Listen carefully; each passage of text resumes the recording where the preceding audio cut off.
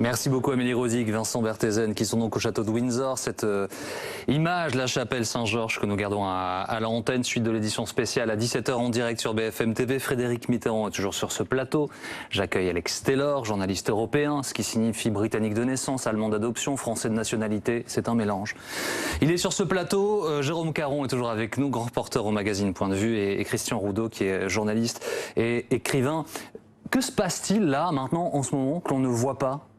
Jérôme Caron, dans le process, il est censé se passer quoi là? En dehors de tout protocole, logiquement la famille s'est retrouvée, on le suppose, à l'intérieur du château de Windsor, où ils échangent, où ils communient entre eux une dernière fois. Peut-être que certains sont pressés, peut-être que certains sont partis. On espère tous, même si rien n'est jamais acquis, que William et Harry reprennent contact, tout au moins à défaut d'un contact profond et long, et pour faire quelque chose à long terme, tout au moins qu'ils se reparlent, qu'ils arrivent à échanger sur ce moment un peu spécial de leur vie. C'est quand même la perte d'un modèle comme le prince Philippe, qui les a beaucoup aidés, qui leur a beaucoup appris, qui leur a appris le métier de futur souverain. Parce qu'ils ne se parlent même plus du tout. Avant, ils ne se parlaient pas. Mais là, maintenant, au palais, on ne sait pas. Mais peut-être que Meghan est en train de bombarder Harry de petits messages en lui disant comment ça s'est passé, tu as été formidable, etc. J'essaie d'évoquer ce qui se passerait dans une famille normale. Ouais. Parce qu'au fond, malgré le protocole extraordinaire et la mise en scène remarquable, c'est aussi une famille normale. Et donc, les deux frères ne se sont pas parlé parce qu'ils sont fâchés, objectivement. Et à la sortie de l'église, après l'émotion, le sentiment, etc., forcément, ils se sont parlé un peu. Donc, on peut imaginer qu'au palais de Windsor, devant leur grand-mère, quand tout le monde se réunit, comme s'il arrive normalement après un enterrement, on peut imaginer qu'ils se parlent aussi, mais c'est évidemment chaleureux. C'est évidemment. Alors, nous en parlions juste avant l'antenne avec Alex Taylor et Christian Roudeau. Ce choix étonnant du protocole qui a décidé de placer le cousin entre les deux frères, du coup, tout le monde, Christian Roudeau, parle de ça.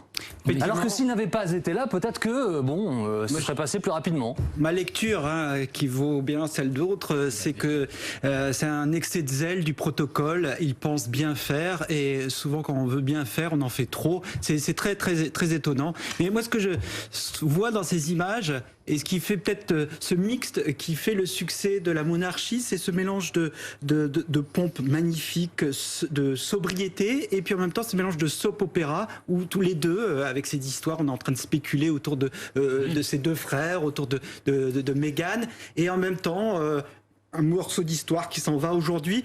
Et c'est peut-être cet étrange mélange, ce mix un peu paradoxal qui fait le succès, le rayonnement de la monarchie britannique. Moi, je suis toujours fasciné par le décalage qu'il y a entre les commentaires français et les commentaires britanniques. Parce que la famille, ce qu'on ne comprend pas toujours en France, je suis devenu français, c'est que la famille royale est là pour qu'on ne sache pas. C'est la famille royale. C'est un peu dans les jours d'aujourd'hui, par exemple. Moi, je suis d'origine britannique et c'est vrai que je retrouve mes origines, mais je me rends compte que cette famille, on ne sait pas ce qu'elle ressent, on n'a pas à savoir. Et ça sert pour que tout le monde puisse, surtout un jour de deuil, mettre ses propres émotions. Alors, par exemple, toujours en France, on dit, mais qu'est-ce qu'ils se disent entre eux, etc.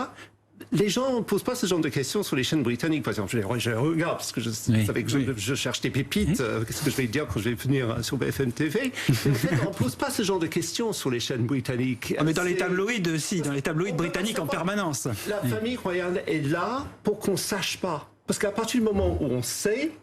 Non, mais c'est vrai. Mais le charme, c'est la fameuse phrase de la firme, le never explain, never complain. C'est la phrase de la reine. On n'explique pas. On ne se plaint pas. Qu'en disent les Britanniques? Laura Calmu est à Londres, évidemment, pour nous ce soir. Dans un pub. Bonsoir, Laura. C'est une terrasse, on dirait, Frédéric, en tout cas. Vous êtes avec des Britanniques qui ont suivi, évidemment, cette cérémonie à la télévision. Le pub d'une terrasse.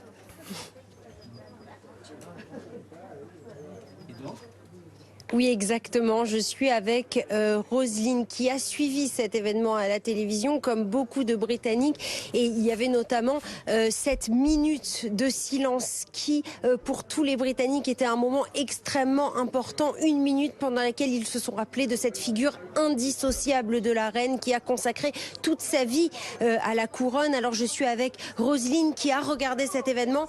Roselyne, What did you feel? Roselyne, What did you qu'avez-vous think of this ressenti? ceremony? Qu'avez-vous pensé de cette cérémonie? J'ai trouvé que c'était très émouvant.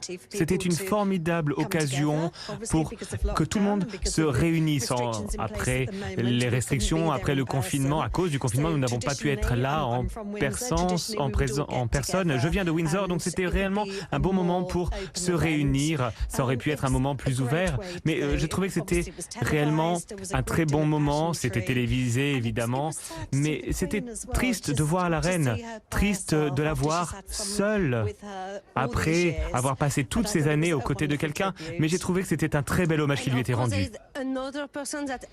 Et il y a une autre personne que tout le monde a observé, a suivi, Harry. Que pensez-vous de Harry aux côtés de son frère, sans être réellement à côté de lui?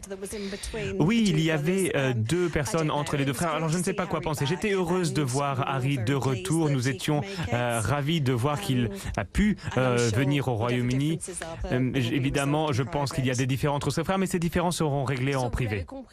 Les Britanniques ici ont regardé toute la cérémonie avec attention. Ils ont voulu commenter chaque moment, chaque détail, puisque des événements comme celui-là sont extrêmement regardés par les Britanniques. À titre d'exemple, les funérailles de la reine-mère en 2002 ont attiré 8 millions de personnes et les funérailles de Diana, près de 30 millions. C'est donc des événements extrêmement importants pour les Britanniques. Merci beaucoup Laura. Vous me parliez de ça à l'instant, Frédéric Mitterrand. Espèce de dichotomie folle entre les tout petits nombres de personnes dans la chapelle et les gens qui regardent. Millions à travers le monde.